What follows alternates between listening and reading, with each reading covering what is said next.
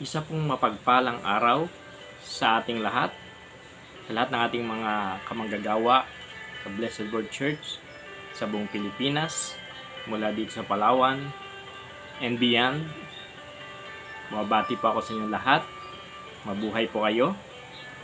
Salamat po sa inyong buhay na ginagamit ng Panginoon, lalong-lalo na po sa ating spiritual director na si Pastor Joseph.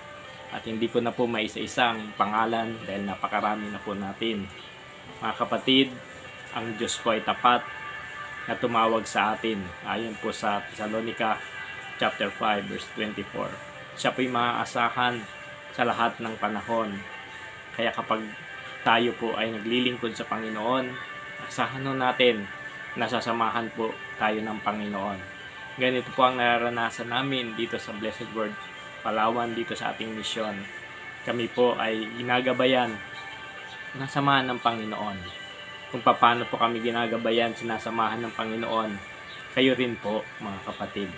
Kaya ang sabi po ng Biblia, sikapin lang po natin maging kalugod-lugod sa paningin ng Diyos na isang manggagawa na walang dapat ikahiya at dapat tapat na nagtuturo ng katotohanan.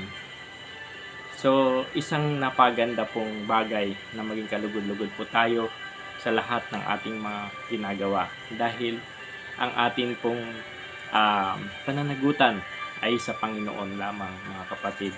Kaya salamat po sa buhay ninyo. Pagpalain po kayo ng Panginoon. Patuloy po kayong iingatan ng Panginoon. Laban lang po sa anumang digmaang sitwasyon sa paglilingkod sa buhay.